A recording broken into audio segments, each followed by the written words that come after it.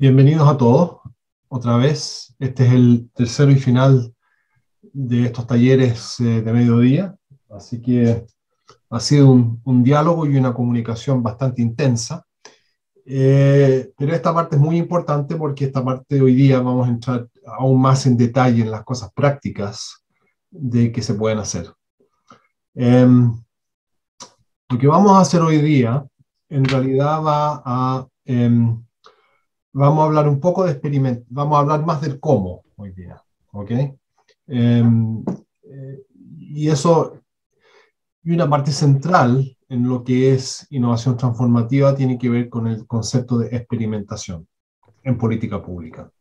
Yo les digo que experimentación no es algo que inventamos nosotros o que inventó la política de innovación transformativa, sino que es un concepto ahora usado muy comúnmente dentro de círculos de política política en este momento.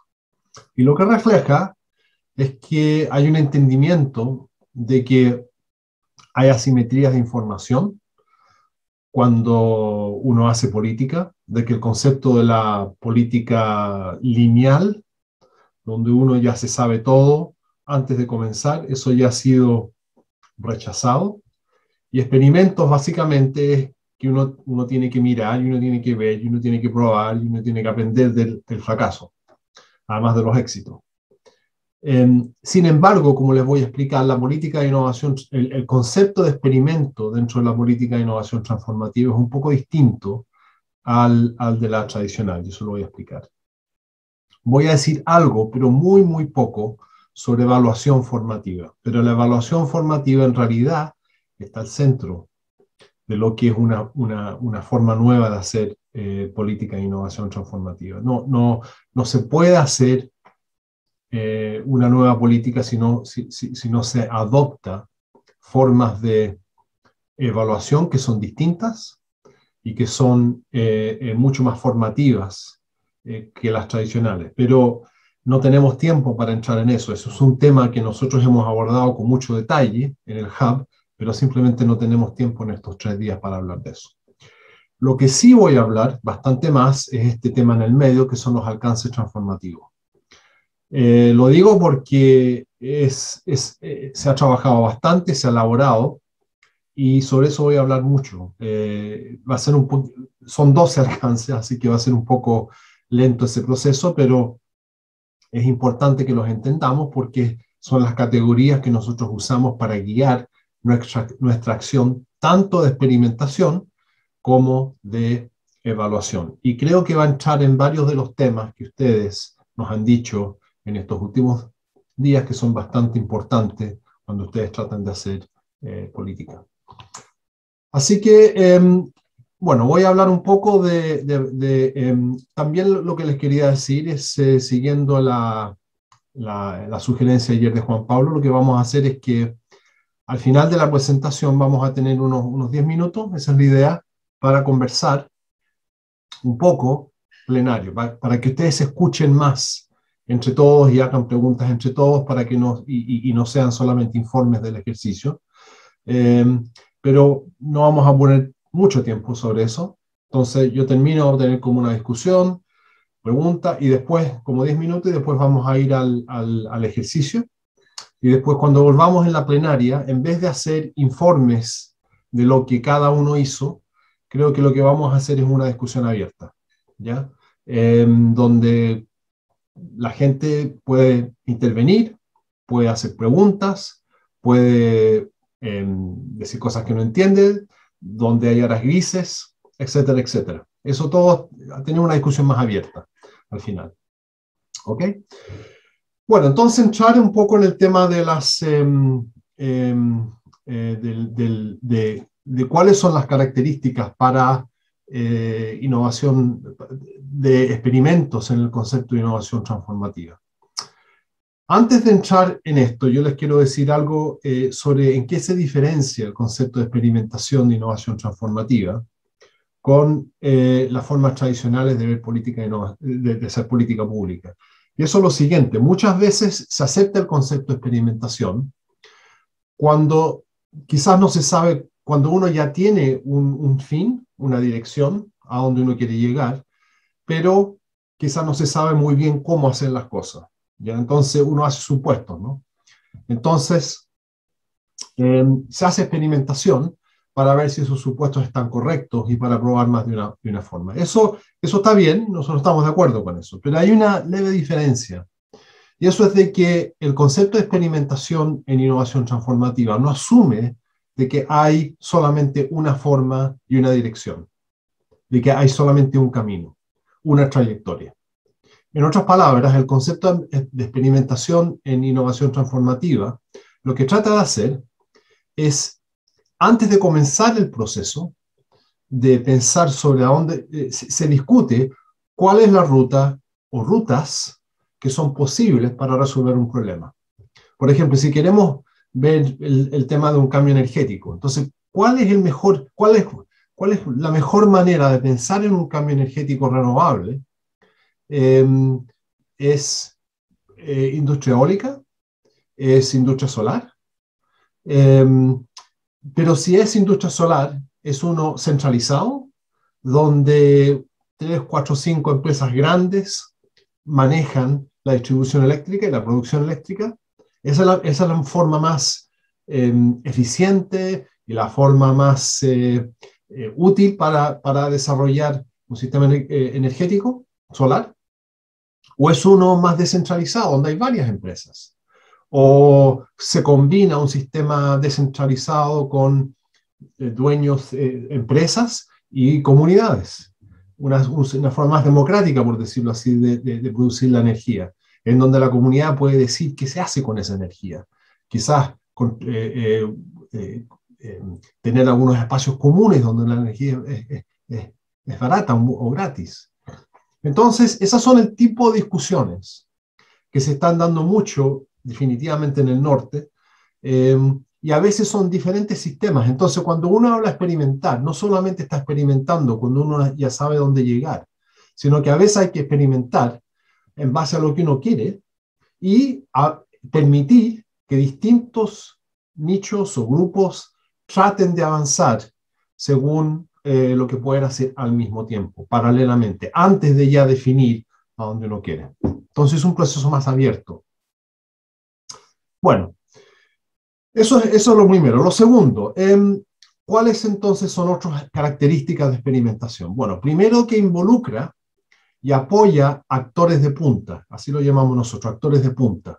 Entonces está muy basado en nuestros usuarios o actores que están innovando y experimentando con alternativas de cambio sostenibles. Esto es lo importante, con potencial de cambio sistémico. Porque a veces hay empresarios, hay personas, etcétera, hay incluso comunidades que tienen alternativas y que están probando cosas, pero muy importante, y esto es algo característico del concepto de transformación, de que tengan potencial para tener un efecto, un impacto a nivel sistémico, a diferencia de solamente en un sector muy particular. No es que eso sea malo, pero no es transformador, porque la definición de transformación es algo que tiene un impacto más allá simplemente de un espacio en particular. Y esto lo vamos a conversar un poquito más adelante cuando hablemos de los alcances transformativos. Entonces, los actores de punta son aquellos que están experimentando, que están tratando de hacer cosas. ¿Ya?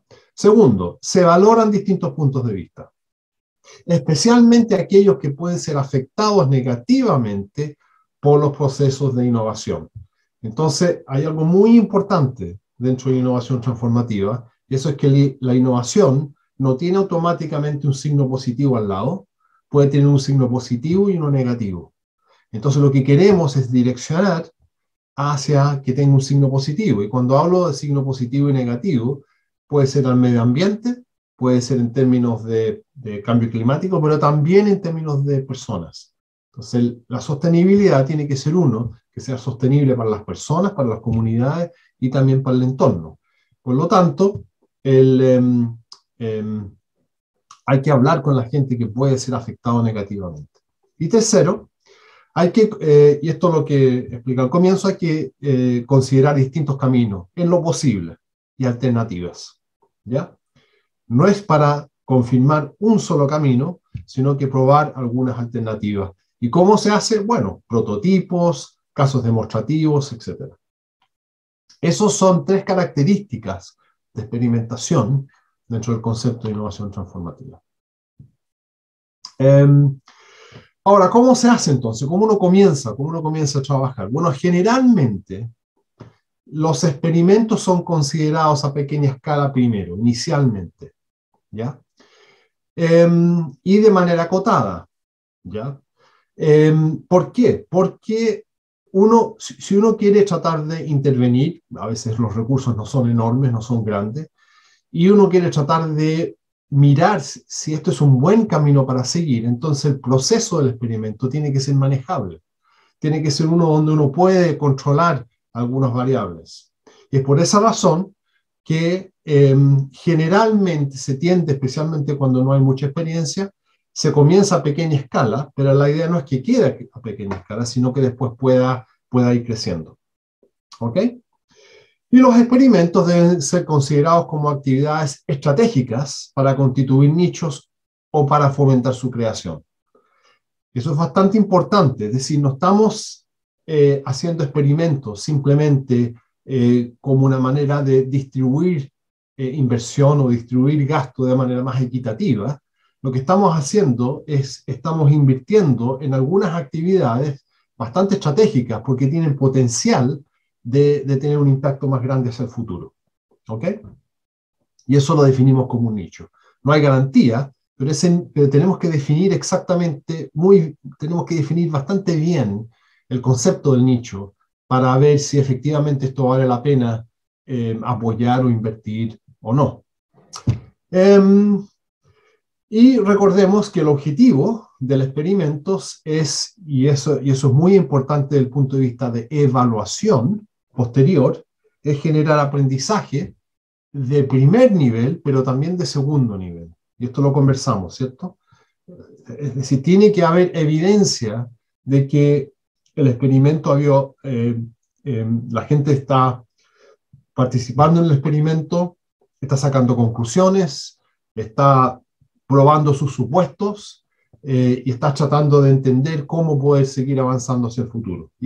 Por lo tanto, es muy importante ese proceso reflexivo como parte de una estrategia de financiamiento e inversión. Entonces, comenzamos, esta es la idea más o menos, comenzamos con un desafío, planteamos un desafío, así nosotros es la metodología básicamente.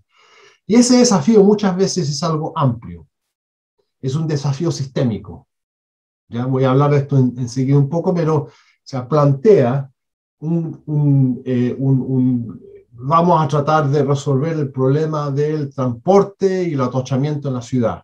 Vamos a tratar de mejorar las formas de comida chatarra. Vamos a tratar de reducir, digamos, la pérdida, la contaminación ambiental. ¿Me entiendes? Son grandes desafíos que tienen características sistémicas. Entonces hay varias variables, como conversamos ayer.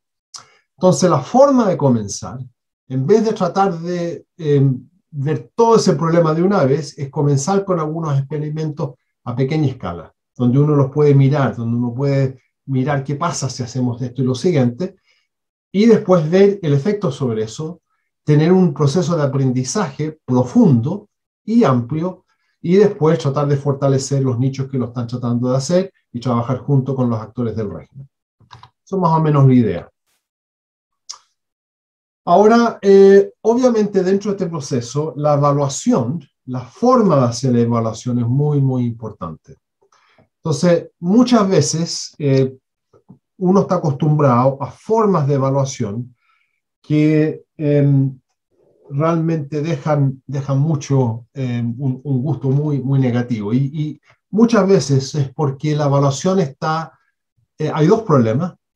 La evaluación está orientada porque hay un supuesto de que si no se hace un proceso auditivo muy cercano, la gente se va a robar la plata o va a usar la plata de manera negativa, o va a haber corrupción o clientelismo, ese tipo de cosas. Entonces hay como un control auditivo muy cercano. Entonces, ¿qué es lo que produce eso? Produce que se busquen indicadores que son muy fáciles de ver, pero muchas veces esas cosas no promueven aprendizaje.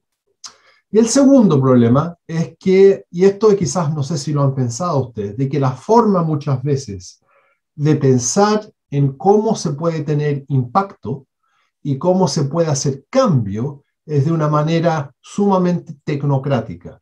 Y por tecnocrática me refiero no solamente a que la tecnología va a resolver los problemas, sino que también de que detrás de una metodología hay un sistema científico, un marco lógico, donde uno primero las cosas se resuelven comenzando con el paso 1 y terminando con el paso 9, por decirlo así, como ejemplo.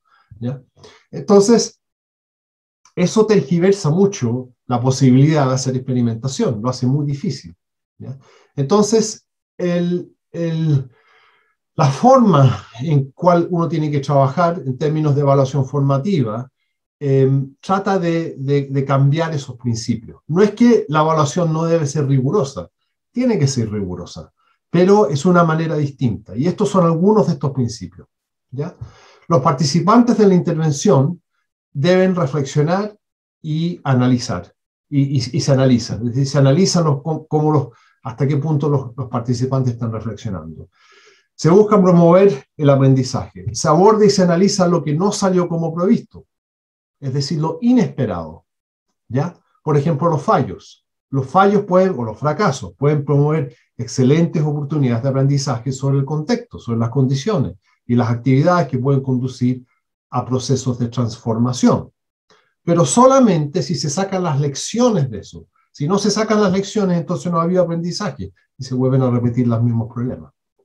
Entonces, la evaluación puede entenderse también como un experimento. O sea, la evaluación es parte del experimento de lo que se está haciendo. Pero requiere nuevas capacidades, nuevas formas y capacidades para poder hacerlo. Yo no voy a hablar más de eso. Les aseguro que hemos escrito bastante sobre eso y la forma de monitoreo, mentoría y evaluación está asociada para nosotros con lo que nosotros llamamos una teoría de cambio genérica, una teoría de cambio específica, pero eso realmente es un proceso que dura un poco más de tiempo para explicar y para aplicar. Así que eso sería para el futuro si uno realmente quiere entrar a trabajar con esta metodología. Solamente para decirles de que la evaluación formativa es esencial, es fundamental a nuestro trabajo, y hay documentos escritos en español sobre esto que podemos compartir después para que ustedes los miren. Entonces voy a entrar a los alcances transformativos. Esta es una herramienta para ayudar a orientar la evaluación, ¿ya? Y estos son básicamente 12 alcances que nosotros dividimos en 3 troncos, ¿ya? Ahora, estos 12 alcances transformativos recogen la experiencia de transformación, de procesos transformativos durante los últimos 30 años, estudios de procesos de transformación que de alguna manera han sido resumidos y están recogidos en estos 12 alcances. ¿Ya? El paper sobre el cual estos principios están basados ha sido publicado en Science and Public Policy y traducido al español. ¿Ya? En ese, cada uno de estos 12 se explican en más detalle, y también hay 2 casos donde se aplica, y uno de esos casos es el caso del café especial en base a un caso de estudio que nosotros hicimos en Colombia. ¿Ya? Así que yo les recomiendo que traten de mirar y traten de leer esto. Debo decir que estos, en la experiencia de 1 año y medio del Hub y de casi 4 años del consorcio, estos han sido sumamente útiles, pero más que nada como espacios de reflexión, para orientar la reflexión sobre hasta qué punto uno está llevando a cabo transformación o no. ¿Ok? Ahora, estos 12 alcances están divididos en 3 troncos, 3 grupos esenciales. ¿Ok? Esta es como una manera de entrar. Uno es o son la construcción de nichos. O sea, el tipo de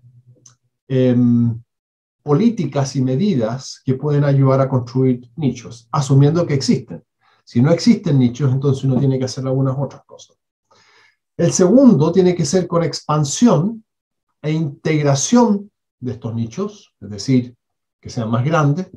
Y tercero, y esto creo que es uno que es sumamente importante, pero a veces se discute menos, aunque en este grupo creo que debemos discutir con mucho más detalle, es cómo crear espacios de cambio entre una relación entre los regímenes existentes, sociotécnicos, y los actores que representan el régimen, que pueden ser algunos actores de política pública, pero no solamente ellos, pueden ser las empresas grandes, las empresas de infraestructura, sistemas de salud, educación, etc.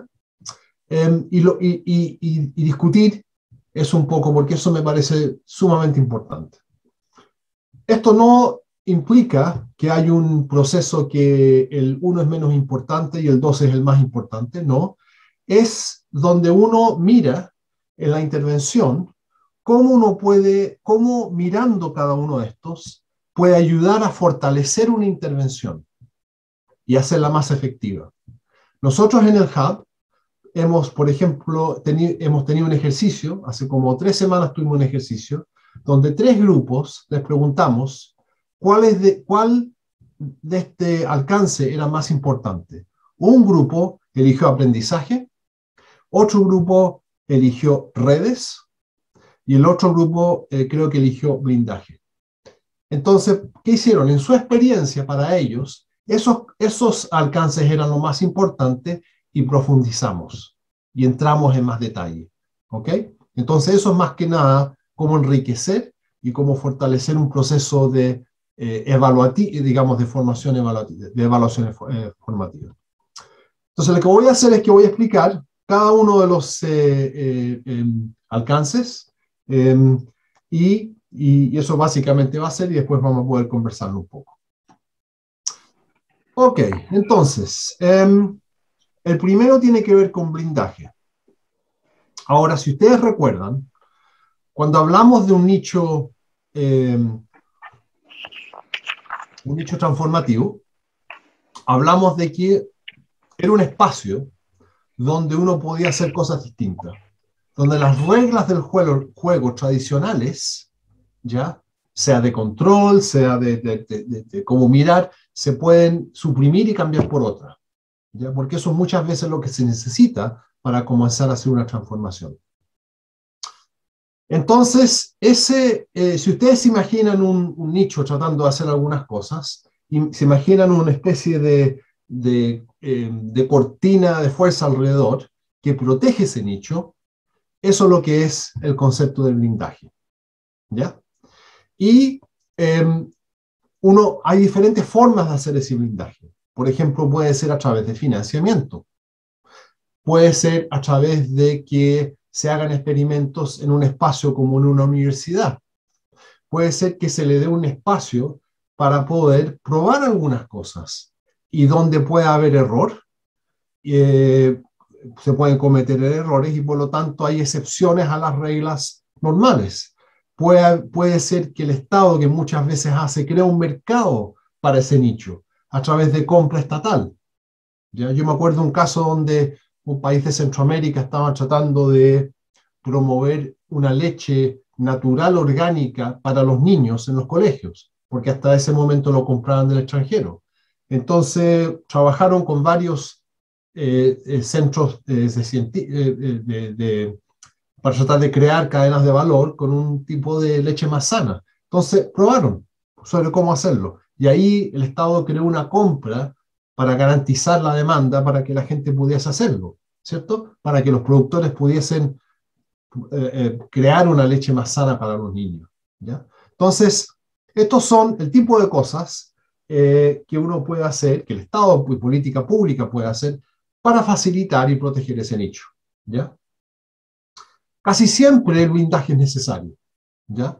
Para darle especialmente en los primeros momentos, un espacio de protección para estos nichos, ¿ya? Ahora, claro, a veces las normas reglamentarias y las reglas administrativas pueden dificultar blindaje, ¿ya? También es posible, por supuesto, que el blindaje favorezca algunos nichos y no otros, o favorezca el nicho, pero otros actores que están beneficiados del régimen se opongan a esto. Esos son parte de los problemas y los desafíos que uno tiene que tratar cuando uno trata de hacer blindaje. ¿Okay? Segundo, el concepto de aprendizaje. Quiero enfatizar de que cuando estamos hablando de aprendizaje, no estamos hablando de aprendizaje de los actores de política pública o de los investigadores. Estamos hablando del aprendizaje de los actores que son parte del nicho o el régimen, ¿ya? O sea, los que están trabajando. Entonces aquí, dentro del diseño del proyecto y la evaluación, tiene que haber explícito una metodología de aprendizaje. O sea, cuál es el objetivo, cómo se hace, cómo se alienta también ese aprendizaje, qué estructuras pueden apoyar para que haya un aprendizaje. Y esto a veces implica apoyo a la gente que asume ciertos riesgos, ¿ya? En su proceso.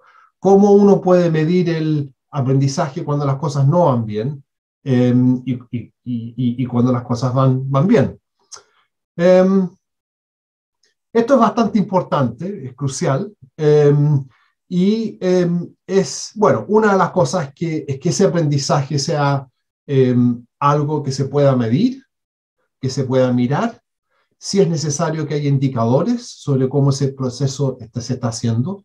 En el Hub nosotros usamos un proceso de construcción de narrativas de la experiencia para mostrar el tipo de aprendizaje que se está haciendo. Así que eso es algo que nos ha ayudado a nosotros y, en fin, es parte del proceso de entender cómo se puede dar ese tipo de aprendizaje y es parte de evaluación. Entonces es muy importante que haya un equipo de evaluación que sepa cómo crear herramientas para poder entender el aprendizaje. El tercero es creación de redes. No voy a entrar en demasiado detalle sobre esto de la creación de redes, pero creo que es obviamente un nicho, en realidad es una red. No todas las redes son nichos. Hay redes que un nicho es una red que está creada para aprender sobre nuevas prácticas. ¿Ok? Hay redes que son utilitarias. Hay redes que son para proteger a la gente. Un nicho es un tipo de red que está basada en que la gente comparta y combine prácticas nuevas y esas prácticas identifican a ese nicho. ¿Ok? Ahora, es importante cuando el nicho vaya creciendo y por lo tanto la red vaya creciendo, que sea un crecimiento que promueva diversidad dentro de la red. Porque si todos los actores dentro de ese nicho están más o menos de la misma parte del sistema, entonces todos se van a estar repitiendo.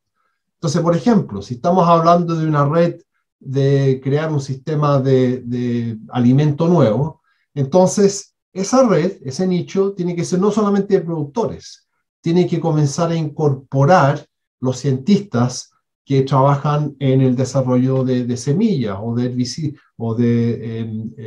pesticidas naturales. Tiene que comenzar a incorporar algunos consumidores que están dispuestos a preferir un tipo de alimento distinto. Tiene que estar compuesto por quizás negocios, supermercados o boliches que están dispuestos a comprar y a marketear estas cosas. Entonces, por esa razón hablamos de una red que cada vez no solamente sea más grande, sino que sea diversa, ¿ya? Diversa en términos de incorporar los distintos tipos los diferentes actores del sistema, ¿ok? Entonces, eso es muy, muy importante. El cuarto y el último dentro del concepto de redes es el expectativas. Esto es muy importante porque muchas veces los miembros, en nuestra experiencia, después de haber trabajado, muchos miembros se dan cuenta que lo que realmente está siendo el obstáculo para el cambio son las expectativas de las personas. ¿ya? Es decir, hay expectativas que están basadas en un sistema actual, que cada uno va a tener un coche individual, que la comida va a ser barata y de chatarra, que, en fin, en una discusión sobre economía circular y sobre desechos sólidos, entonces después que se sale de mi casa, la basura no es mi problema. Entonces, cambiar expectativas para que realmente la gente vea que lo que se hace con la basura, lo que produce, es parte de la responsabilidad del hogareño, de que nosotros tenemos expectativas, tenemos que cambiar nuestras expectativas para comenzar a comer de manera más sana. Todas esas cosas son fundamentales. No es fácil cambiar expectativas, pero en el nicho, por lo menos, tiene que haber expectativas distintas. Y parte del proceso de diversificar es cambiar esas expectativas con estos actores de punta. ¿Ya? Eso no es fácil, especialmente en la fase de construcción del nicho. Ahora entonces voy a pasar, después de esos cuatro, a el concepto de expansión e integración de nichos. Ahora, en la gente que trabaja tecnología e innovación, la palabra más común, cuando uno habla de tecnología y se supone que es bueno, es escalamiento. Es decir, uno tiene una solución, una tecnología, que es una solución, inmediatamente, si uno muestra que funciona en una parte, escalarlo. Es decir, hacerlo más grande. Esto es natural para una empresa que está tratando de mejorar su rentabilidad, su utilidad, etc. Y en algunos casos, en un contexto de transformación, también es algo que se debe, es bueno, es importante. En el fondo, no es, cuando uno está hablando de un nicho, no es correcto pensar en escalar ese nicho. Eso sería para que comience a reemplazar el régimen. ¿No es eso lo que estamos buscando? Bueno, a veces sí, ¿ok? ¿Por qué? Entonces, el concepto de escalamiento implica que se aumenta la escala en la producción de algo o en la solución de algo, ¿ok? Entonces, el enfoque es atraer más usuarios y que se beneficien todo esto. Ahora, debo decirles, la escalabilidad a veces es una forma bastante instrumental para pensar en el crecimiento de un nicho. Y muchas veces está basada en el supuesto de que la tecnología va al comienzo y va a poder resolver todos los problemas, ¿ya? Pero cuando uno tiene una situación donde los contextos de las personas son distintos, entonces muchas veces no funciona muy bien. Entonces hay algunas alternativas a escalamiento que les quiero plantear. El primero es el número 6, que implica que se llama replicar. Replicar es distinto a escalar, porque replicar significa que uno toma la experiencia, por ejemplo, de un nicho, un prototipo o algo así, y lo mueve a otro contexto, o sea, no lo cambia, pero lo mueve, pero a la misma escala. ¿Me entienden? Entonces, no es que la escala de actividad se hace más grande, sino que uno toma exactamente el mismo experimento y lo transfiere a otro lugar.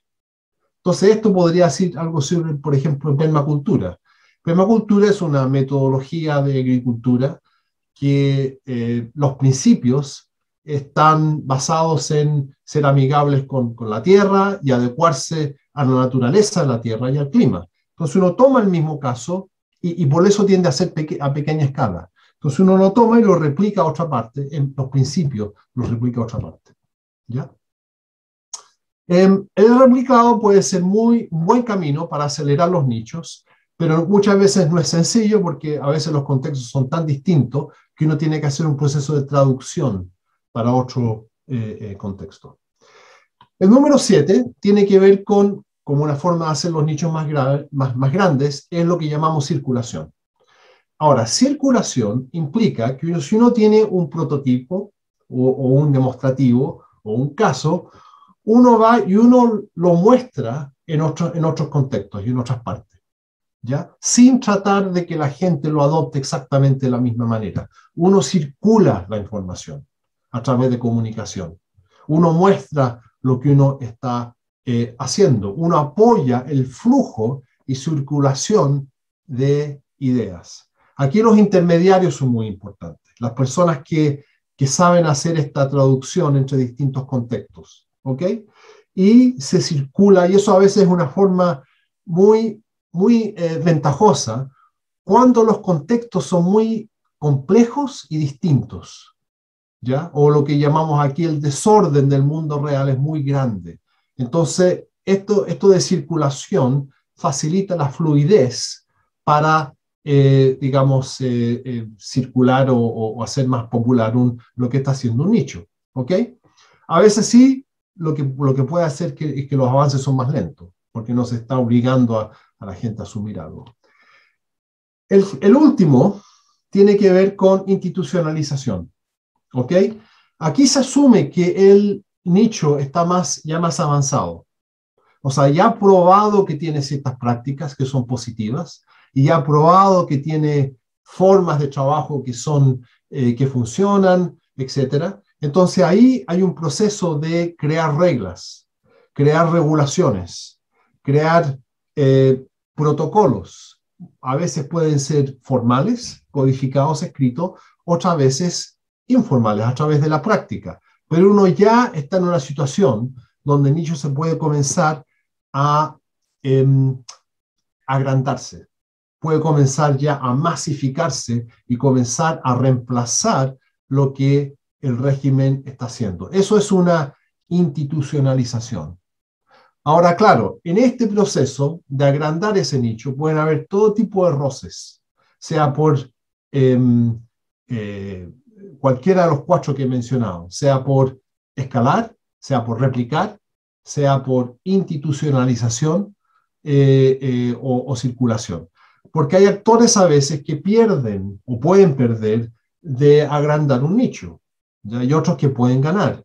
Entonces es importante tratar de que antes de que uno llegue el momento de la institucionalización, tratar de traer a otros actores, tratar de escuchar las diferentes voces, asegurar de que al masificar esto, digamos, definitivamente los beneficios, sea económicos o sea políticos, sean positivos y se mitigue el riesgo negativo a la gente que puede perder de ese proceso.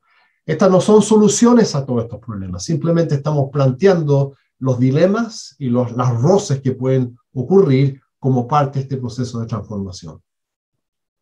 El último grupo de alcances tienen que ver con, nosotros llamamos desestabilización y apertura de los regímenes, ¿ya? Entonces, estos son, el cambio transformativo se ve básicamente como una especie de colaboración entre los nichos y actores del régimen, ¿ya? Es decir, actores del régimen se comienzan a dar cuenta que las cosas tienen que cambiar, que ellos mismos tienen que desaprender, desestabilizar las instituciones al cual ellos han estado acostumbrados, o las formas o las tecnologías. Entonces comienzan a crear un espacio en diálogo para que estos nichos puedan funcionar, ¿ya? Entonces aquí tenemos 4 elementos de ese proceso y esto debería ser bastante cercano a ustedes, la verdad, en su trabajo. Entonces, uno tiene que ver con, esto no es una, bueno, llamamos desestabilización, es cuando los mismos actores del régimen comienzan a crear un poco de turbulencia y desorganización en sus trayectorias y en sus formas de trabajar. Entonces, por ejemplo, si hay subsidios a algunas actividades que no son sostenibles, entonces se comienzan a quitar esos subsidios. Se comienzan a quebrar algunas de las alianzas que crea este lock-in que hablamos hace 2 días. Estas trayectorias cerradas se comienzan a quebrar un poco, ¿no? No de una vez y con una lógica, ¿no? Una lógica de que se tiene que comenzar a cambiar. Entonces, uno comienza a crear señales o se comienzan a traer actores nuevos, movimientos sociales que antes no eran escuchados. Se comienzan a traerlos, digamos, a la fiesta, a escuchar lo que se está haciendo. Se buscan formas de abordar la posible resistencia o la probable resistencia y objeciones de algunos actores. Se hace el proceso más transparente, ¿ya? O sea, todas estas cosas están orientadas, de alguna manera, a comenzar a crear unas condiciones para hacer disrupción en los subsistemas dentro del régimen y quebrar este lock-in del cual estaba hablando antes. Y esto es sumamente importante. Los países y las instituciones que son capaces de aprender es cuando los actores del régimen se dan cuenta y comienzan ellos mismos a crear espacios para hacer estos cambios, traer actores nuevos, etc. Entonces, comenzar a prepararse para, digamos, empezar a hacer algunos cambios. El décimo, la otra forma, es que el régimen se comienza a abrir, ser más abierto, ¿ya? Algunos le dicen desaprender. Entonces, alienta el experimento, alienta a actores del régimen a cuestionar sus propias ideas, sus creencias y sus valores. Así que bienvenidos a algunas personas que se pusieron negativos en el primer ejercicio. No es una crítica a los que se pusieron alto, pero eso muestra de que quizás las cosas falta aquí alto que aprender y tenemos que hacerlo y tenemos que reevaluar cómo nuestras normas, nuestras formas de financiación, nuestras formas de evaluación, ¿ya? Pero por supuesto dentro de un marco formal de aprendizaje, ¿ya? Un marco donde esas cosas se pueden articular también. Y donde hayan opciones y donde hayan alternativas, porque no tiene sentido decir que todo está mal o que algunas cosas están mal sin tener algunas alternativas o sin tener un proceso para buscar alternativas. Entonces, no es fácil el desaprendizaje y comenzar a reaprender y de manera profunda. Es uno que también implica mirar las estructuras organizativas, administrativas que uno tiene y comenzar a crear espacios para que eso pueda ocurrir. Eso es apertura. El número 11 es potenciar más interacción entre el nicho o nichos y el régimen. Eso es muy importante. Diálogo, constante diálogo. En vez de que simplemente el régimen o actores del régimen vayan y les digan a los actores afuera lo que tienen que hacer, sino que también actores en nichos empezar a trabajar como socios, en colaboración, para aprender a trabajar ellos en conjunto. O sea, cómo los nichos pueden acceder a cierta ayuda, que comiencen ellos a entender cómo lo pueden hacer, pero también, como actores del régimen, pueden entender y ayudar realmente a los nichos y no asumir de que su conocimiento es menos que el del régimen. Entonces, ¿cómo el experimento apoya a los actores del régimen para que construyan nuevas alianzas, nuevas alineaciones? ¿Ya? Cómo escuchar nuevas voces que a veces no se escuchan. Cómo discutir el tema de los costos y los beneficios. ¿Ok? Todas estas cosas son muy importantes y a veces muy espinudas, a veces muy difíciles de manejar porque hay incertidumbres que la gente tiene sobre cómo un cambio puede crear ganadores y perdedores. Todas estas cosas son parte del proceso de preparar ese cambio y ver cómo trabajar con ese cambio, ¿no? Cuando uno está apoyando múltiples nichos. Y el último es las percepciones de las presiones del landscape. Para nosotros el landscape, no lo hemos hablado mucho en este contexto, pero por ejemplo, si ustedes ven los objetivos de desarrollo sostenible, ¿eso de dónde viene? Eso fue un acuerdo entre actores de las Naciones Unidas para poner mucho más esfuerzo en el cambio climático y la pérdida de la biodiversidad y hacer una sostenibilidad, digamos, hacerla más evidente para las personas. Entonces, los actores del régimen deberían absorber esas cosas que vienen de arriba y animar a los actores del régimen para poder comenzar a trabajar con esas cosas. Yo les voy a decir que hace como 3 años, cuando primero presentamos el tema del libro verde a una serie de actores regionales, yo me acuerdo que la recepción fue sumamente fría. de los ODS. Casi no hubo discusión, porque los actores regionales estaban en otra, no habían escuchado de los objetivos de desarrollo sostenible. Ahora es todo lo contrario, ahora la gente tiene que trabajar, lo está mirando, etc. Entonces, de alguna manera es reevaluar lo que viene de los ODS o las cosas que vienen, digamos, de arriba, que nos están mandando mensajes de cambio, y cómo nosotros tenemos que digamos, adecuarnos a eso. Entonces, esos alcances, nosotros los usamos, y acá les doy un ejemplo. Nosotros laminamos los 12 alcances, ¿ok? Los pusimos en plástico, y cuando vamos a los proyectos, les mostramos los alcances. Nosotros sabemos qué hay detrás de cada uno de estos 12. Y les preguntamos si han pensado en esto, han pensado en las redes, han pensado en replicación, en cómo escalar o la alternativa a escalar.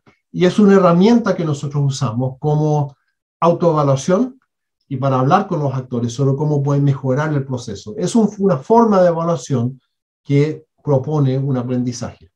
Así que con esto termino. Me pasé, como yo sabía que me iba a pasar, porque es demasiado decir en un periodo muy corto, pero lo dejo ahí.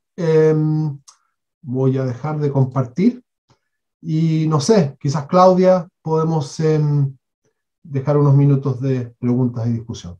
Ya sé que me pasé, pero... Está bien, está bien. Y disculpen que es tanta información, sabíamos que esto iba a pasar, pero estamos dejando muchas cosas por afuera. Pero vamos a ver si alguno de estos alcances o alguna de las cosas que hemos dicho les llama la atención.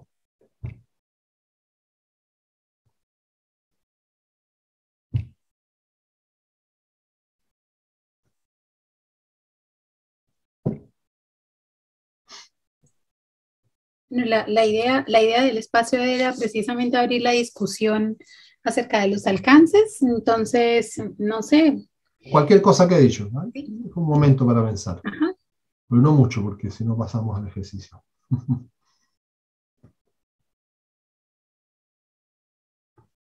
¿Cómo encuentran los conceptos? ¿Los encuentran fáciles de entender, fáciles de utilizar como guía para los experimentos, para lo que Juan están Pablo, pensando hacer? Uh-huh. te Ya, escuchamos. yo te preguntaría, buenos días para todos. Yo te preguntaría tal vez por el 6. El 6 porque pues la trayectoria mía es en gestión de conocimiento y quisiera saber si el hub se retroalimenta y durante los últimos años hay tal vez una extrapolación sobre la manera como se recogen esas mejores prácticas y si ¿El como 6 hay es una, replicar? Sí. el seis replicar, sí. Como te digo, me recuerda mucho a mi trabajo en gestión de conocimiento y la pregunta es esa, la pregunta es si podemos en un momento determinado llegar a extrapolar este concepto de mejores prácticas a este alcance, ¿no? Al alcance de replicar. Si hay un paralelo, si hay paralelos y si se puede, digamos, tener una experiencia ya documentada sobre cómo se llevan esas mejores prácticas, cómo se lleva este proceso de replicación me interesa muchísimo, porque es Colombia somos 5 países en uno, a la hora de la verdad. Y lo que explicas de contexto es particularmente importante para nuestro país. Entonces, digamos, me interesa mucho este punto. Gracias. Mira, la primera cosa que voy a... lo voy a leer para recordarme un poco. Mm, mm. Yo estoy de acuerdo contigo. Perdón, voy a dejar de... Estoy de acuerdo contigo, Juan Pablo, de que el concepto de replicar es muy importante en nuestro contexto. Creo que replicar y circulación son importantes, donde tenemos esta realidad confusa, ¿no? Incluso de una parte a otra, a veces cambian las condiciones, etcétera, etcétera. Entonces yo lo plantearía así. Replicar se necesitan tener probablemente intermediarios y traductores donde profesionales, que sepan hacer, digamos, el cambio de sea tecnología o práctica en una región a otra. A veces lo importante no es solamente la tecnología, sino que es el proceso. Por ejemplo, en una experiencia de Grassroots Innovation, en tecnología a la base, la gente tenía un problema grande de cómo mantener el agua, ¿no? Cómo el agua a la lluvia, cómo guardarla, etc. Entonces estaban acostumbrados a recibir estos camiones que llegan, ¿no? con agua, estanque, y eran caros, a veces no llegaban. Entonces comenzaron a construir sus propias, digamos, formas de mantener el agua, que eran particularmente útiles para ellos. El gobierno dijo, ok, vamos a escalar esto porque les funciona, y fue un desastre, porque en otras partes no funcionaba. Entonces, una forma un poco más de replicación implica tomar eso y decir, ok, ¿en qué condiciones funciona esto? Quizás en comunidades que eran pequeñas, de cierto tamaño, se necesita o no una cierta infraestructura en términos de calles, etc. Entonces, replicar es ver en qué condiciones se puede copiar y en qué condiciones no, en qué condiciones hay que hacer otras cosas. Entonces, yo creo que gestión de conocimiento tiene mucho que ver con nuestro caso aprendizaje. Ahí está la clave, Juan Pablo, para nosotros aquí. Es formas de evaluación que podamos fomentar un aprendizaje profundo. Para mí eso es la clave aquí. Es como el proceso antes, ¿no? Como tú dices, conocimiento. Yo trabajé mucho en gestión de conocimiento, pero no usaba la palabra aprendizaje mucho. Es como era algo siempre codificado. Entonces me parece muy importante. Así que gracias, pero es algo que tenemos que seguir trabajando. Constanza. Gracias a ti. Tenía una pregunta respecto al punto 3, creación de redes. Sí. Yo me estaba imaginando el escenario respecto a que lo ideal siempre es convocar a la mayor cantidad de personas y lo más diversa posible. Y dentro de los ejemplos, tanto como a nivel público, academia, consumidores. Entonces, ¿cómo en cierta forma incentivar y mantener ese incentivo en el tiempo de personas que la verdad, o sea, cómo tú los motivas para que participen en esta red? O sea, cómo tú los motivas y que esa motivación sea constante, que no sea, sabes que te llama un focus group a ti como consumidor y listo, me entregas la información y chao. Sino que cómo yo mantengo esta red y frente a un desafío que la verdad que está lleno de incertidumbre, que puede ser que sean distintas alternativas, ¿cómo lo hago? ¿Cómo les ha funcionado en la práctica? Gracias, Connie. Mira, nosotros entendemos la red, y es algo que yo también he trabajado bastante, en función a un nicho. Eso es bastante importante. No es una red, porque la gente se forma en redes por distintas razones. ¿Ya? Se forma en red a veces por protección, para protegerse. Se forma en red porque quiere sacar algo de ese grupo de personas, quiere aprender algo. ¿Okay? A veces se forma en red por razones pragmáticas. Eso está bien. A veces no se forma en red, se niega porque no tiene confianza, ¿ya? Porque hay un problema de falta de confianza y que me van a tratar de beneficiarse de mí mismo, etcétera, etcétera, etcétera. Entonces, nosotros, y hay que entender eso, y por qué la gente se comporta de esa manera, que son algunas de las cosas que tú estabas hablando. Para nosotros, lo que estamos tratando aquí de hacer es establecer redes donde la gente se identifica con una práctica. Esa es la clave. Entonces, el nicho, ayer estábamos hablando de la carne regenerativa. Lo que identifica ese nicho, al comienzo, es el concepto y las prácticas y las tecnologías de desarrollar una carne regenerativa, que deberían ser, ojalá, aparte de que es un mejor negocio, lo cual está bien, no hay nada malo que en eso, pero que debería tener también un objetivo un poquito más altruista, es decir, que mejorar la calidad de las personas, en términos de su consumo, la tierra, etc. Pero ¿qué es lo que pasa? El nicho no puede aprender si solamente está constituido por productores de carne y de vaca. Porque va a llegar un punto donde ya no van a poder entender más. O sea, ya saben lo que saben. Pero ¿qué pasa? No lo pueden vender. O no entienden cómo hacer la parte logística.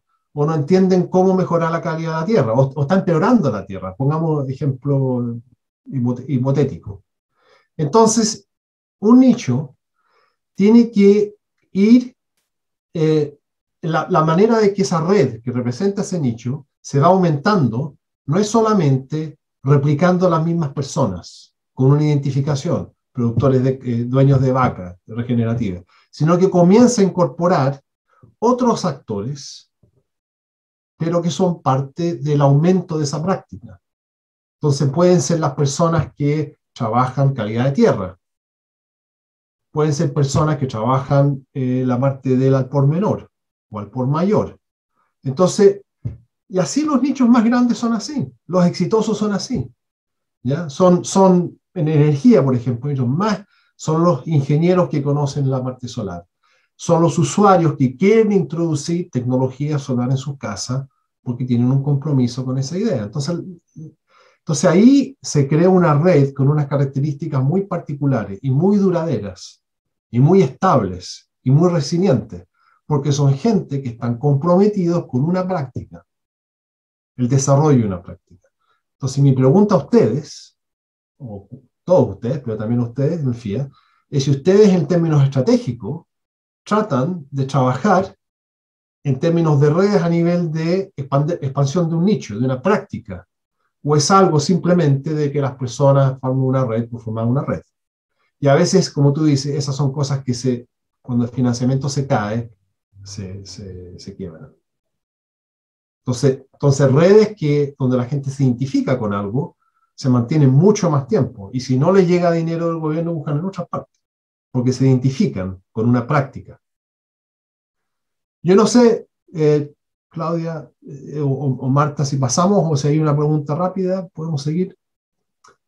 Las respuestas que estoy dando no son respuestas totales, ¿eh? Son comentarios porque son procesos complejos. ¿Alguna otra pregunta? Yo creo que pasamos entonces al ejercicio, ¿no? Ok. Yeah. Okay. A no ser que Juan Pablo tenga otra pregunta, pero creo que... Juan Pablo tiene la mano levantada. ¿Quieres hacer alguna otra pregunta? Ay, no, discúlpenme que no la bajé. Yeah. Perdón. Ok, está bien. Claudia, una última pregunta. Sí. Acá Henry Mavisoy, apoyo a mi ciencia. Claro que sí. Claro que sí. Matías, una pregunta sobre el aspecto 3. Lo no institucional, digámoslo así.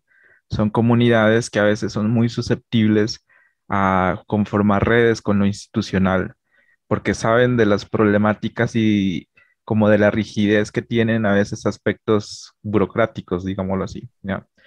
Entonces, esas redes a veces como comunitarias que salen de lo institucional, a veces son muy susceptibles a estar compartiendo en esos procesos de innovación, digámoslo así. No sé si puedes o comentar cómo manejar esos aspectos, porque hay comunidades, digamos, locales que a veces tienen mucho éxito en sus experiencias colectivas, en ese caso, por ejemplo, de conocimientos tradicionales.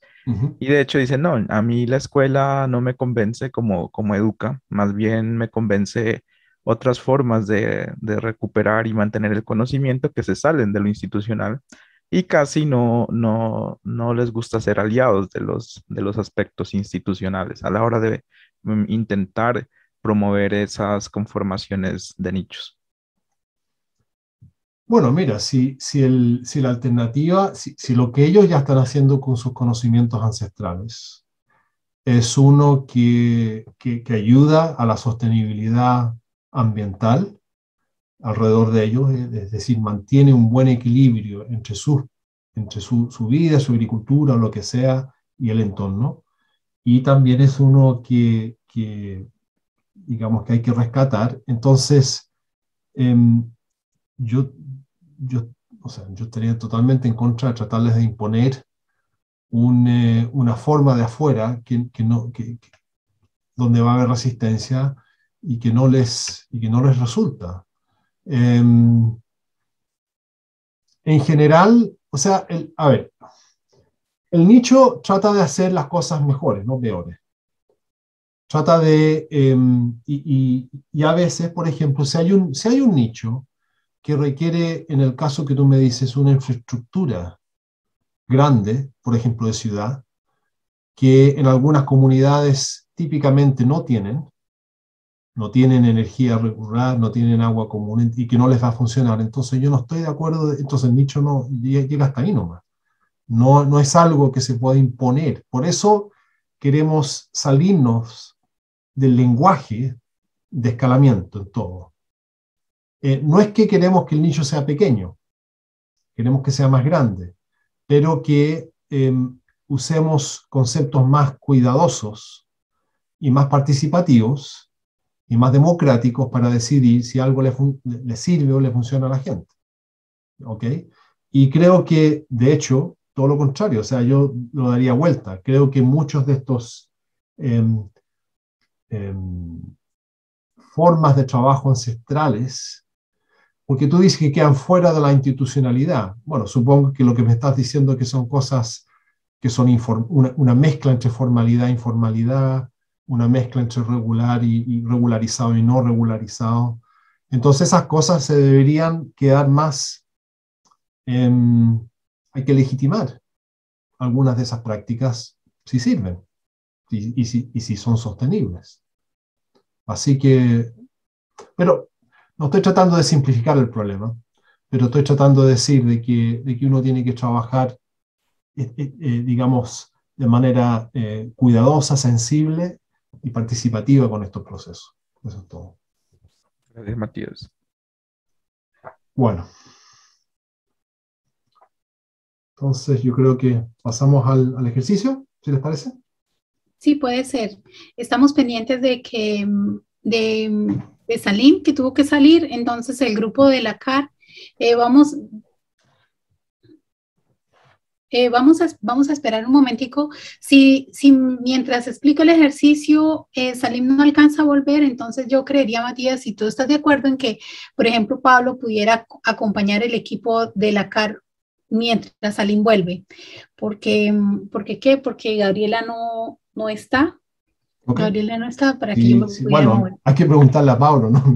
Sí, Pablo, ¿tú estarías de acuerdo en moverte, perdón? Sí, sin problema. Sí, es un momentico solamente en caso de que tengan duda en el arranque, pero esperemos que Salim pueda volver antes. Bueno, gracias, Pablo. Okay. Listo. Bueno, entonces, ¿estamos todos en el Miro? Sí. El link, vamos a ver, vamos a poner el link. ¿Todos en el Miro? Sí, no, ¿quiénes no? Por si nos comparte el link. Ok, ya.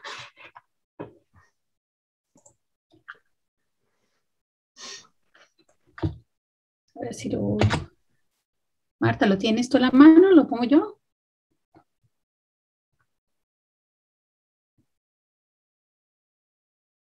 Debería funcionar esto sin problema.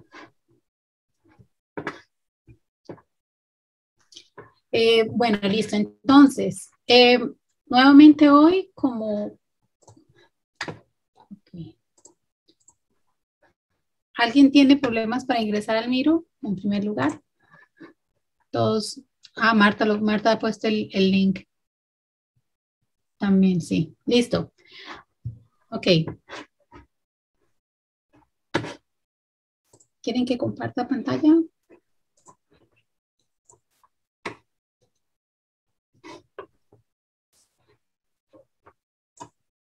¿Están viendo mi pantalla ahora?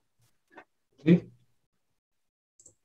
Ok, muy bien. Entonces estamos en el ejercicio del día 3.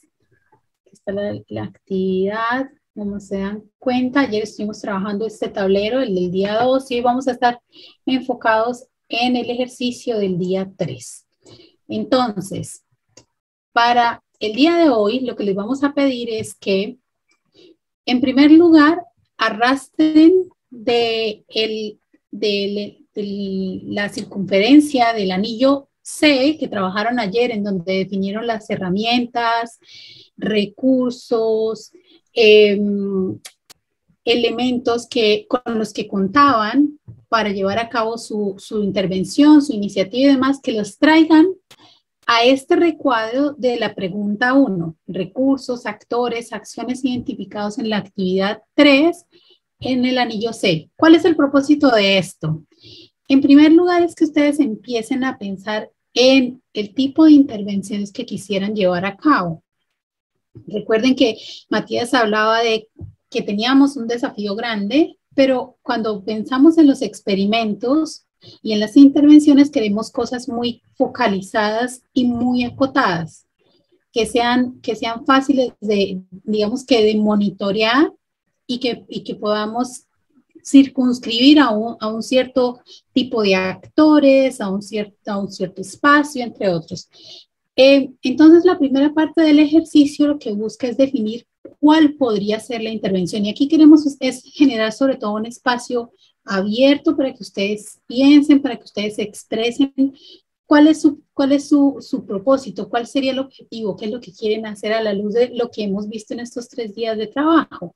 ¿Sí? Replantear lo que propusieron inicialmente, qué les sirve, qué les ha ayudado de este taller para replantearlo, cómo lo replantearían, no sé, qué buscan al fin y al cabo hacer. Digamos que esa es la primera parte del ejercicio y la idea es tener un buen diálogo nutrido y sobre todo muy profundo, tratando de ser muy, muy concretos en lo que ustedes quisieran hacer. ¿Cuál sería la intervención, el experimento que ustedes quisieran empezar a considerar? Y para eso, entonces, lo que sugerimos es que empiecen a pensar en los alcances transformativos, primero desde los 3 bloques, que presentamos ayer y hoy, fomentando, nutriendo nichos, expandiendo e institucionalizando los nichos y abriendo y desarticulando regímenes. ¿Dónde creen ustedes que podría ubicarse su intervención dentro de estos 3 distintos bloques? Y a medida que vayan elaborando y vayan precisando el tipo de intervención, pueden ir incluso profundizando y granulando la intervención y los alcances transformativos que podrían abordar o que podrían guiar la intervención que quieren hacer. Entonces, por ejemplo, pensando en abriendo y desarticulando regímenes, ¿qué cosas podrían empezar a introducir ustedes desde la política pública, por ejemplo, desde la institucionalidad, para desalinear las cosas? Puede ser un llamado, puede ser una convocatoria. ¿Qué tipo de elementos deberían considerar entonces para que efectivamente, por ejemplo, abra el espacio para nuevos actores o considere distintos tipos de iniciativas que antes estaban circunscritas exclusivamente, por ejemplo, actores de CTI y demás? Ese es el propósito, esa es la idea del ejercicio. Para eso van a tener, hoy estamos bastante pasados el día de hoy, vamos a tener, yo creo que deberíamos tener alrededor de 45 minutos para la discusión y todo. Y eso con el objetivo de volver y tener una plenaria en donde todos pues puedan participar el día de hoy. ¿Les parece? ¿Dudas, inquietudes acerca del ejercicio? Bien. Tenemos, lo que yo voy a hacer es que generalmente esto se hace hasta el final, pero lo que es posible que ocurra es que tenemos que cerrar un poco repentinamente, así que antes de que comencemos la discusión, quiero darle las gracias primero a las personas. Ustedes, un gran trabajo se ha hecho antes para juntarlos a ustedes. Tuvimos un webinar de algo así como 250 personas inicialmente. De ahí hicimos un llamado solamente a actores de política pública. Más de un académico no quedó conforme y nos reclamaron que por qué nosotros no. Pero dijimos, no, esto es para actores de política pública, menos nosotros, por supuesto. Y de ahí nos llegaron varias postulaciones, pero teníamos que buscar las adecuadas, ¿no?, para este tipo de discusión. Así que estamos muy contentos que ustedes llegaron. Sabemos que es un esfuerzo estar ahí 3 medios días con nosotros y Ojalá que estemos comenzando a crear una comunidad de práctica aquí en este grupo. Así que primero, muchas gracias a ustedes. Segundo, muchas gracias a Marta y a Claudia, porque es uno de los procesos más suaves que yo he visto de cambiar de una sala a otra. Realmente ha sido, y también los miro, que es muy atractivo y muy fácil de usar, por lo menos para mí, que no soy muy tecno. Así que muchas gracias para ustedes. Y el CTA también nos ha ayudado, así que muchas gracias. Y yo creo que, y finalmente también decir de que esperamos seguir trabajando. Esto es un abreboca, ¿ya? A veces hay formas y no formas, pero esto es un proceso constante de aprendizaje. Lo que hemos compartido con ustedes son simplemente algunas herramientas que están por ahí encima, pero esto se aprende en la práctica. Así que esperamos realmente crear una comunidad de práctica de gente de política trabajando junto con académicos que tienen tiempo para ayudar en esto, ¿ya?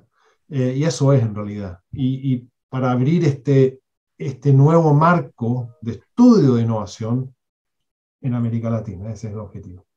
Así que esa es la invitación y ojalá que posterior a esto veamos formas en las cuales ese trabajo puede seguir. Entonces, tenemos unos 25 minutos para conversar. Los facilitadores.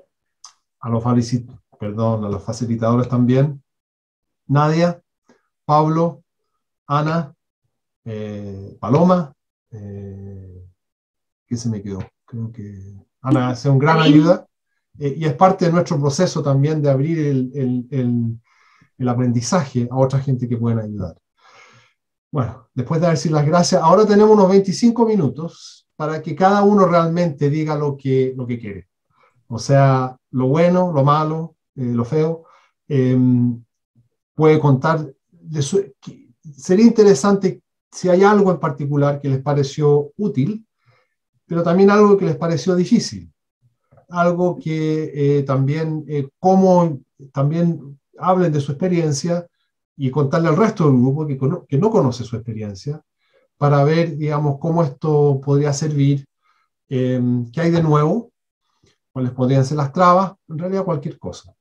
Así que lo único que les pido ahora es que quizás pueden levantar la mano o por el chat decir que quieren hablar y lo hacemos de esa manera. Así que por favor, esta es una oportunidad para compartir. Si hablan, por favor, abran la cámara para que los podamos ver también. ¿Quién quiere partir? También los facilitadores, bienvenidos. Los del Hub también. Salim, Claudia, Paloma, Marta. Aprovechemos el tiempo. Yo quizás lo que diría, aunque no estuve en la sesión de hoy, es primero agradecerle a todas las personas que han estado aquí acompañando con constancia este ejercicio, que sabemos que no es fácil en una jornada tan concentrada de 3 días digerir tantos conceptos, tantas aproximaciones, para algunos muy nuevas, para otros no tanto, pero que sí implica pues, hacer una reflexión y un cambio de chip en algunas circunstancias frente a lo que estamos haciendo, y de hecho es lo que estamos propiciando. Quizás sería interesante si en las intervenciones que puedan hacer algunas personas de los que están aquí, contar un poco también en dónde están centrando su iniciativa. Creo que es importante reconocer que aquí estamos hablando de iniciativas en diferentes sistemas, de diferentes países, y que pues tenemos unos retos interesantes de construcción colectiva desde el Hub como plataforma de apoyo para que todos estos proyectos, estas iniciativas puedan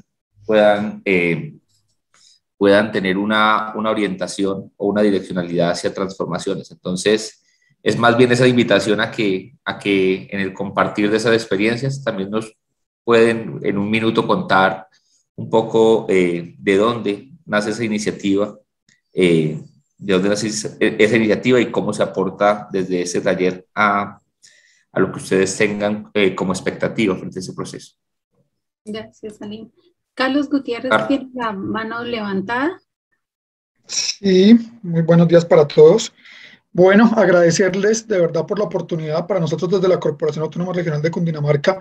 Muy importante hacer parte de este tipo de espacios, más aún cuando se ha estructurado un proyecto, como es el caso nuestro, pero de una u otra forma se habían contemplado diferentes variables que quizá a través del programa pudimos fortalecer, identificar y pulir, creo que de una forma un poco más real, ¿no es cierto? Inclusive había algunas que de pronto habíamos dejado de forma muy superficial y ya cuando empezamos a ver lo que es la innovación transformativa, comenzar a entender, pues que creemos que tenemos una herramienta ya ahora muy poderosa para poder fortalecer quizá estos cambios que se requieren dentro del sistema. Hacemos parte, como eso lo decía Matías desde la primera sesión, obviamente de lo que es el régimen.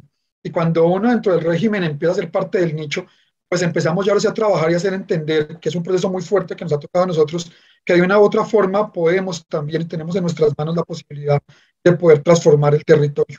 Básicamente la iniciativa nace, en nuestro caso, por parte de la misma entidad, ¿no es cierto?, del sistema de gestión de innovación que tenemos. Aprovecho aquí para hacer la cuña, somos la única entidad en Colombia pública que tiene un sistema de gestión de innovación acreditado. Y en ese sentido, consideramos que lo primero que es ese tema de cultura, ¿no es cierto?, de chip de pensamiento, lo hemos empezado a cambiar desde la parte interna de la entidad. Entonces, una oportunidad que hemos visto, obviamente en este caso direccionada al tema de biodiversidad, al tema de protección de especies endémicas, amenazadas, ¿no es cierto?, a través de la investigación para comenzar obviamente a fortalecer los servicios ecosistémicos que de una u otra manera proporcionan los ecosistemas propios de nuestra región.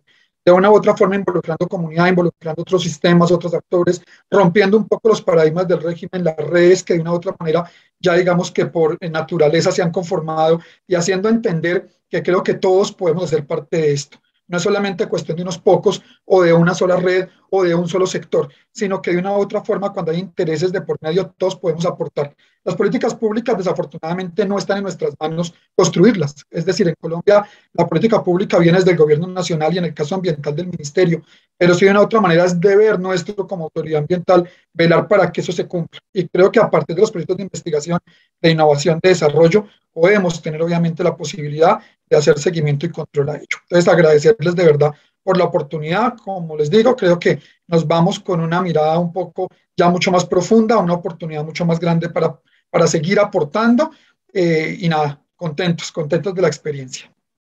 Gracias, Carlos. Te quiero hacer una pregunta antes que desaparezcas ahí sí, señor. ¿Tú crees que o sea, yo entiendo que ustedes han institucionalizado de manera bastante interesante un grupo de innovación dentro de la política regional?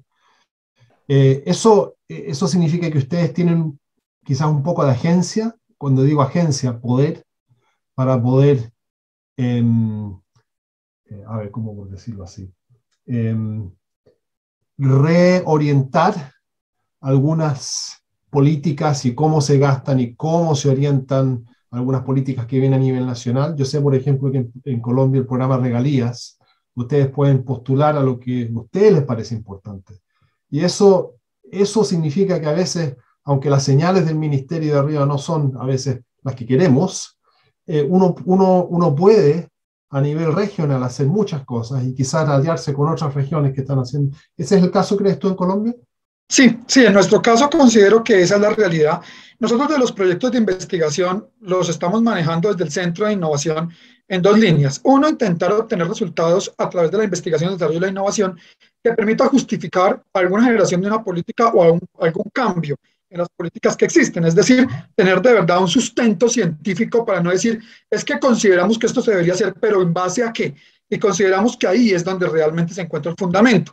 En demostrar, obviamente, a partir de una evidencia científica que realmente se requiere y se necesita hacer ese tipo de modificaciones o a las políticas que existen o generar y contribuir en la formulación de una nueva política.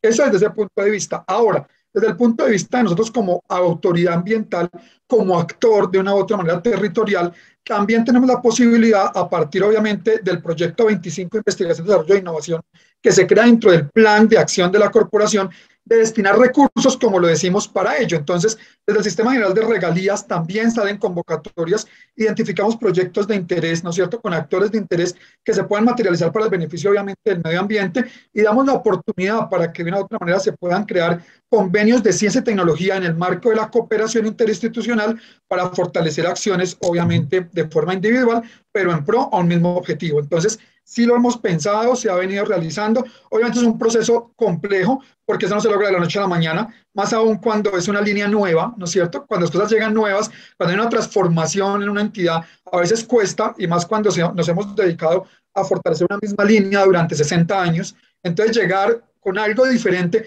como que prende alarmas por todo lado, hay gente que se rehúsa al cambio, y ese es el reto más grande que tenemos nosotros. Sí, yo creo que nos plantea también a nosotros como Hub, o a todos nosotros, la importancia de mostrar que estas políticas son mejores.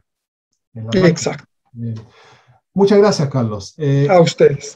Yeli, por Hola, favor. buenos días para todos. De nuevo, darles las gracias porque ha sido un ejercicio bastante interesante. ¿Nos puedes decir no solo desde la de qué parte vienes o de qué proyecto? Por favor.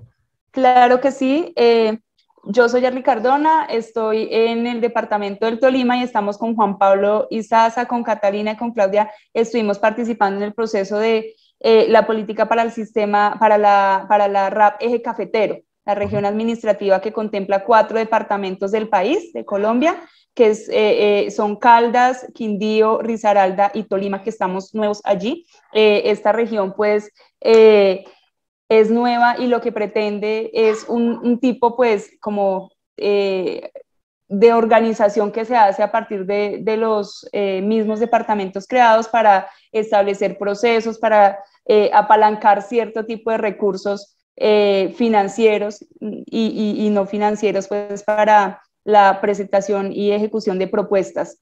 Desde la RAP Eje Cafetero hemos venido trabajando con Juan Pablo en una propuesta de crear una política pública de innovación, un sistema regional de innovación para el departamento y también para la RAP Eje Cafetero como tal. Al empezar a trabajar con ustedes, coincidimos en varias cosas. Venimos trabajando, pues, alineado con lo que hemos trabajado estos 3 días, como en no tomar todos los conceptos de arriba hacia abajo, no aterrizar, digamos, sino tomar, por ejemplo, los mismos conceptos de linealidad que nos dan desde el DNP o desde MinCiencia, sino trabajarlo con la comunidad y empezar como a escalarlo y ascender hasta que tengamos esta política participativa. Y también nos permitió mucho este ejercicio replantearnos ciertos conceptos o ciertas estrategias que ya teníamos planteadas o definidas. Yo, pues, desafortunadamente no pude estar el día de ayer, pero muy interesante nos pareció el tema, por ejemplo, de la construcción de lo que son los nichos de los participantes, de la concentración de estos nichos, y nosotros pusimos ejemplos de nuestros departamentos, ejemplos de lo que está sucediendo, de lo que está, o de esas entidades, esas organizaciones que podemos vincular al nicho y con qué objetivo. Hablamos de visibilidad, hablamos de aprendizaje, hablamos del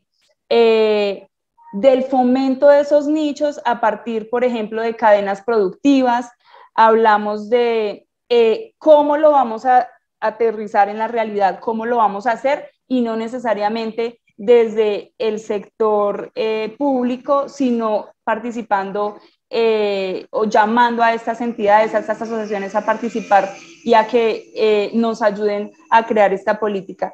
Creo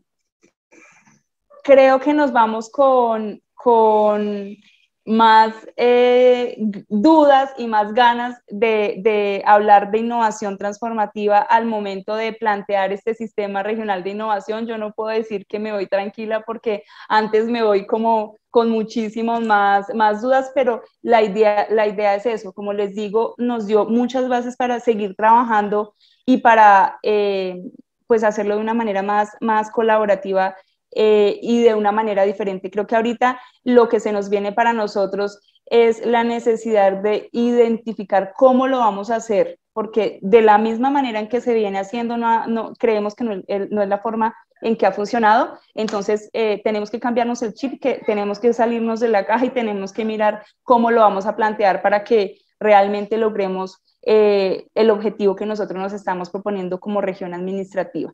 Muchísimas gracias a todos, realmente fue un espacio bastante productivo, fue bastante bueno, y les agradecemos pues las memorias de los 3 días para nosotros contar con esta información, y también súper interesados en continuar trabajando con ustedes. Muchas gracias, Yelly. Yo creo que es natural ese sentido de que uno se va con dudas, pero también quiero enfatizar que este proceso de aprendizaje es uno que se debe hacer en conjunto, como grupo. Es difícil hacer esto solamente a nivel individual o incluso como región, y eso es lo que hemos estado tratando de hacer en el Hub, compartir estas experiencias entre todos. Implica lectura, implica práctica también, pero muchas gracias. Jennifer, si quieres, quizás tienes la mano levantada, quizás nos quieres compartir de dónde eres.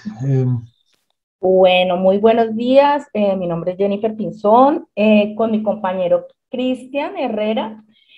Hacemos parte del equipo formulador de la política pública de ciencia, tecnología e innovación para Santiago de Cali. Durante los días anteriores hemos hecho pues mucho énfasis. Nosotros estamos empezando el proceso. Es un proceso naciente y estamos haciendo como una planeación y vamos a empezar el prediagnóstico. Y creo que ese ha sido uno de los aspectos que me ha parecido más difícil, porque cuando nos planteamos, no, eso lo tenemos contemplado. No, eso también lo tenemos contemplado. Todo lo tenemos contemplado. Bueno, hay una parte que sí, no. Pero en la realidad de empezar a hacer ya la parte de diagnóstico, de identificar el problema público y empezar a trabajar en ese camino, pues esto nos ha planteado mucho si de verdad solamente lo hemos pensado, lo hemos dicho o está en este plan de trabajo que empezamos a construir. Realmente que nos hemos dado cuenta que es un ejercicio que está planteado para ser muy participativo, pero que hemos descuidado tal vez, además de todo porque nosotros institucionalmente vamos a responder a muchas preguntas y planteamientos de la ciudad. Somos parte de una estrategia del plan de desarrollo y de la estrategia Cali Ciudad Inteligente, que es la que busca transformar a Cali en los próximos años como una ciudad que responda a esos desafíos de globalización.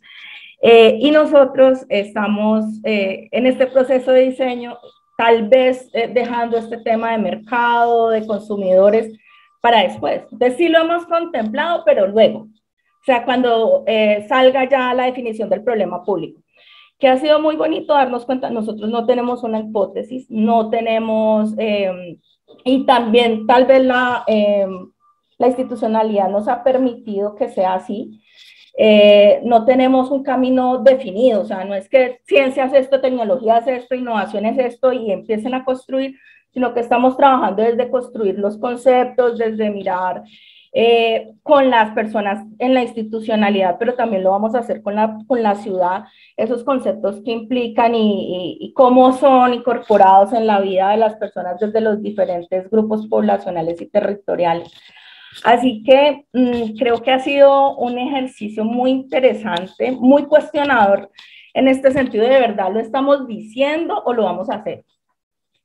Y este tema de desestabilizar, yo creo que hoy gran parte de mi pregunta es desarticular el régimen, desestabilizar el sistema, si lo estamos pensando o no, y que ese es un desafío cuando hablamos de ciencia, tecnología e innovación, que es generar cosas nuevas, y si no lo tenemos dentro de la política, pues estamos fallando desde el enunciado de lo que estamos haciendo. Entonces, agradecerles mucho, creo que nos vamos con muchísimos desafíos, con muchos desafíos en la visión y en la implementación. Afortunadamente estamos en un momento muy temprano, nosotros somos una política proyectada para el año 2023, Entonces, agradecerles mucho y también muy interesados en poder articularnos, en poder seguir participando y en implementar la metodología. Muchas gracias, Jennifer. Yo creo que la ciudad por un lado, es uno de los sectores más efervescientes para hacer experimentos, porque hay muchas comunidades que quieren hacer cosas, muchas ideas, muchas personas, con comunidades, redes de personas que tienen ideas de hacer cosas, pero es complejo porque combina distintos sistemas en un espacio. Entonces no es lo tradicional donde uno se dedica solamente a energía o solamente a alimentos en un espacio, pero de alguna manera reconfigurar esos espacios me parece muy importante y nos gustaría en el Hub tener un grupo que solamente se dedique a ver ciudades, transformación en ciudades, porque es muy distinto hablar de eso en un contexto espacial que en otras formas, pero bueno. Ese es un deseo, no sé si vamos a poder llegar a eso, pero ojalá y contento de trabajar con ustedes. Y gracias por tu contribución. Yo no sé, ¿alguien más que quiere Matías, ¿sí? Solo para decirle a Jennifer que si bien no desde el Hub, pero sí en un trabajo articulado con una de las instituciones del Hub, precisamente acabamos de cerrar un acompañamiento a la Alcaldía de Medellín en la formulación de la política pública de ciencia, tecnología e innovación para los próximos 10 años. Ellos venían con un enfoque orientado por misiones, pues tenían como una atracción de un enfoque orientado por misiones, pero fueron migrando hacia darle mucho mayor fuerza al enfoque de innovación transformativa para la propuesta de trabajo. Entonces, ahí estuvimos vinculados de manera directa con Marta y yo en ese proceso, más otros colegas del Centro de Ciencia y Tecnología de Antioquia, así que si en cualquier momento podemos conversar, compartirles experiencias de lo que implicó, como lo dice Matías, un ejercicio de ciudad para pensar esto, pues ahí estamos a disposición. Muchísimas gracias y realmente nos interesa mucho en este momento. Estamos mirando esa mirada estratégica de cómo vamos a transitar, cómo lo vamos a transitar a nivel general para poder ir estableciendo lo particular. Entonces, te agradeceríamos mucho. Dime cómo te contactamos. Bueno. Ya te doy el correo. Ya te pongo el correo aquí en el chat. Muchísimas gracias. ¿Quién más le gustaría intervenir? Quizás con algo más específico, preguntas, dudas, desafíos. Henry Mavisoy, por acá. Henry. ¿Sí me escucha? Gracias. Y bueno, agradecerles. Quería comentar simplemente como que la visión de marco lógico que está incorporado en la gestión de proyectos a toda escala, en cierta forma limita, me parece, el tema de alcances transformativos, me parece, ¿ya? Y pienso que es un desafío para los formuladores de política pública promover una visión realmente transformativa, ¿ya? Porque sabemos en un aspecto como el tema de blindaje que acepta los errores con un esquema de evaluación que permite generar aspectos para, digámoslo, como perfeccionar ciertos elementos dentro de las políticas casi que no se contemplan. Entonces, cuando nosotros vemos, digamos, de un esquema de proyecto de regalías con tanta rigidez, que ya los que hemos pasado por esa saben lo que es la limitación de cometer errores en un esquema de proyecto de regalías, ¿ya? Entonces me parece como que dentro de la formulación y tal vez para el Departamento Nacional de Planeación, que es donde al fin de cuentas administran recursos, como empaparse sobre estos enfoques que van a permitir avanzar en otros aspectos de lo que se requiere realmente como país. Entonces quería como comentar esa perspectiva y lógicamente ya en este ejercicio como formulador de equipo de apoyo a la formulación, el reconocimiento hacia esa perspectiva del aprendizaje. Me parece como que toda política debe generar aprendizajes y se ve evidentemente dentro de esos enfoques que digamos que no lo habíamos incorporado y estamos en una fase muy temprana también de la formulación y que va a permitir potencializar enormemente la construcción y la legitimación de la política. Gracias, Henry. Henry trabaja en el ministerio, ¿cierto? Sí, MinCiencias. En MinCiencias, claro. Es algo que efectivamente que estamos en términos de práctica, estamos planteando un cambio bastante grande en cuanto a cómo se piensa en esto. Y tenemos un desafío de profesionalizar ese proceso también, creo que nosotros. Así que muchas gracias. Nilsa, ¿tú quieres hablar? Veo tu mano y de repente desaparece, y la veo y desaparece. Ahí estás. Hola, buenos días. Hola, Nilsa. Somos del equipo EPA Buenaventura, hacemos parte del CIDEA, primero pues agradecer por la organización del evento. Estamos muy contentos de haber recibido toda esta información. Y de igual manera a Marta, muchas gracias por habernos guiado de esta manera tan espectacular, porque estamos bastante, estamos en un proceso de construcción del CIDEA y esto nos abrió mucho como el campo de conocimiento y para poder enfocar mejor lo que se ha planeado, ¿sí? Esto nos va a ayudar a direccionar todo lo que se ha propuesto, a ser mucho más específicos con las herramientas y con lo que se pretende hacer.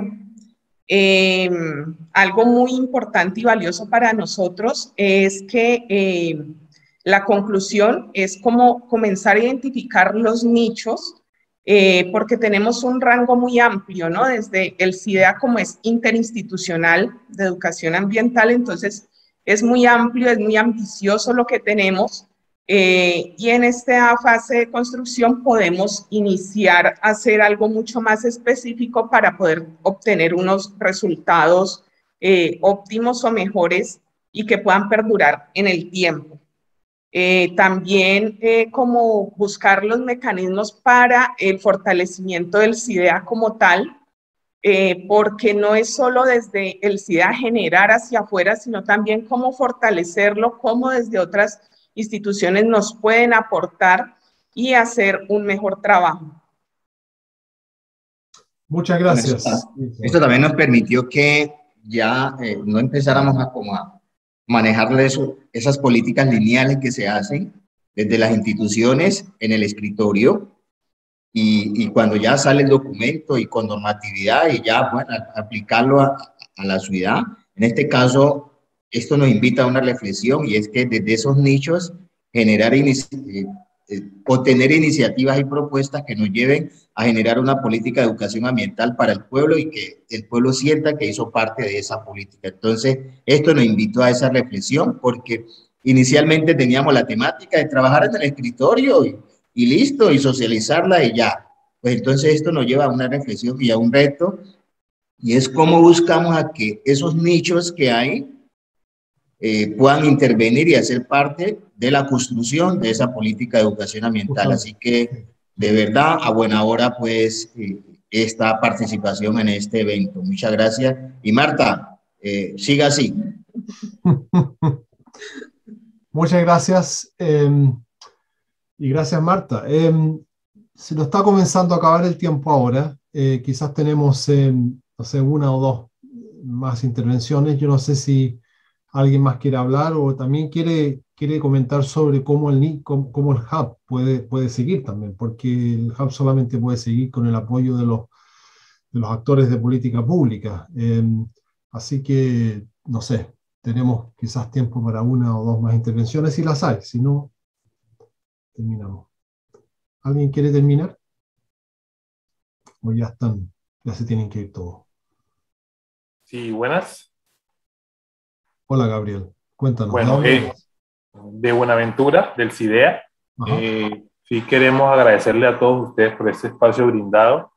Igualmente a Marta por la ilustración frente a los los elementos primordiales. Teníamos una base muy sólida en la construcción del CIDEA, en fortalecimiento como tal, pero fue fundamental esta orientación y como uno muchas veces en eso, los que nos gusta la educación ambiental nos apasionamos con eso y siempre queremos y soñamos muchas cosas y las queremos llevar a cabo. Pero Marta nos ayudó también a aterrizarnos frente a algunos ideales que nosotros tenemos y cómo podemos conseguirlo. Y considero que eso de los nichos que nosotros tenemos en un momento, pero que hagamos un ejercicio en el cual ese experimento de información transformativa nos ayude a poder trabajar nosotros como base del CIDEA y poder conocernos muchos más, identificar esos nichos y trabajar con esos tres, creo que es una muy buena estrategia que nos queda de todo este proceso de estos 3 días, de escucharlos a ustedes, de aprender de ustedes y de seguir construyendo por una cultura ambiental ciudadana en el país. Pero ahorita en ese momento vamos a trabajarle por una cultura ambiental en nuestro territorio, que es el distrito de Buenaventura. Entonces agradecerles a todos ustedes este espacio. Gracias. Muchas gracias, Gabriel. Bueno, yo creo que con eso vamos más o menos terminando. Hay algunas invitaciones en el chat a varias cosas que se están haciendo. Creo que estaremos dando fin a las 3 jornadas. Nuevamente los invitamos, los agradecemos la participación de todos. Por favor, búsquenos en la página web, inscríbanse a la comunicación, a la lista de contactos del Hub, porque ahí reciben toda la información. Y si las condiciones se dan, por favor, entren en contacto con nosotros para ver cómo podemos seguir este trabajo de manera un poco más organizada, de manera más coordinada, para poder, digamos, tener formar una comunidad práctica, digamos, exitosa. Así que creo que con eso terminamos la jornada. Les vamos a enviar en estos días un formulario para que nos dejen saber un poco el feedback, nos hagan una retroalimentación acerca del taller, el contenido, cosas que fueron útiles, donde ustedes encontraron mayor facilidad para entender, navegar y demás, y otras que no lo fueron tanto. Nos interesa conocer todas sus apreciaciones al respecto. Mil gracias. Bueno, muchas gracias entonces.